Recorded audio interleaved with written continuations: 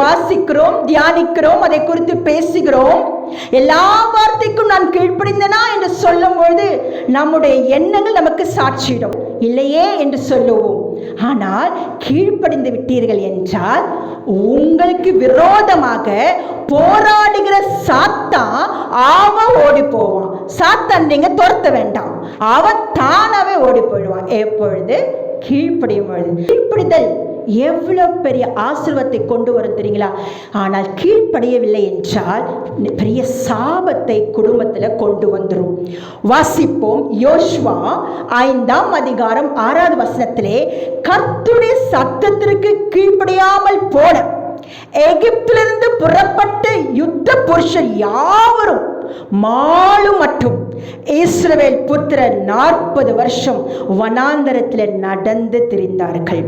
பாருங்க, எகிப்திலிருந்து கானானுக்கு போகணும் அப்படின்றால் நாட்களிலே போயிடலாம் என்று வேதம் சொல்கிறது. ஏன் அவருக்கு 40 வருஷம் தேவைப்பட்டது என்ற கர்த்தர் சொல்கிறார். யார் மடிந்து போகணுமா? சத்தத்திற்கு கீழ்ப்படியாமை போன யுத்த புருஷர்கள் சில பேர் மடிந்து போகணும். சில ஆவிகள் நல்லா செபிக்கிறாங்க, ஆனா கீழ்ப்படுதல் இல்லை குடும்பத்துல. ஏன் உங்களுக்கு நஷ்டங்கள், அலைச்சல்கள், வனாந்தர வாழ்க்கை என்றால் சுகந்தரிக்க வேண்டிய காரியத்தை சுகந்தரிக்காமல் இருப்பது என்ன காரணம் தெரியுங்களா? கீழ்ப்படியாமல் ஆவிகள். கர்த்தருடைய சத்தத்துக்கு கீழ்ப்படியாமல் போன யுத்த புருஷர்கள் மடிந்து போகும் வரை 40 வருஷம் இஸ்ரவேல் ஜனங்கள் வனாந்தரத்தில் அலைந்து திரிந்தாங்க. கானாவை சுகந்தரிக்கலைங்க. 40 வருஷத்துக்கு அப்புறம் சுகந்தரித்தாங்க. என் ஜனம் யுத்த புருஷர்கள், யுத்தம் செய்றவங்க. எதிர்நாட்டு வரும்பொழுது, தீமை வரும்பொழுது, கெடுதல் வரும்பொழுது அவர்கள் எதிர்த்து நிற்க வேண்டிய என் ஜனம் யுத்த புருஷர்கள், அவர்கள் கீழ்ப்படியாமல் போயிட்டாங்களாம். உங்க குடும்பத்துல ஜெபிக்கிற பிள்ளைகள் யுத்த புருஷர்கள். ஒருவேளை இதை கேட்டுக்கொண்டிருக்க தேவன் ஜனமே, தேவனுடைய சத்தத்துக்கு நீ கீழ்ப்படியலையா?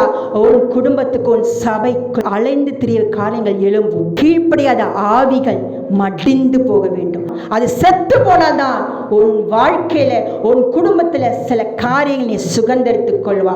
அது வரைக்கும் நமக்கு கஷ்டங்கள், நஷ்டங்கள், வனாந்தர வாழ்க்கை தொடர்ந்து வரும். அதெல்லாம் ஒப்புக்கொடு மகளே.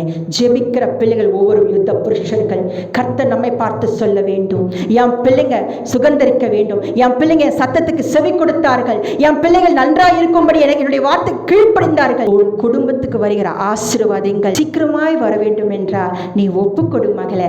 ஒருவேளை என்னிடத்தில் கீழ்ப்படியாமல் ஆவி கிரியை செய்து கொண்டிருந்தால், ஆண்டவரே என்னை மன்னிங்கப்பா, என் நிமித்தம் இதை கேட்கிறேன் தேவ ஜனமே. தேவ சத்தத்திற்கு நீ கீழ்ப்படியாமல் போகிறாயா? நீ இப்பொழுது மனம் திரும்ப மாட்டாயா?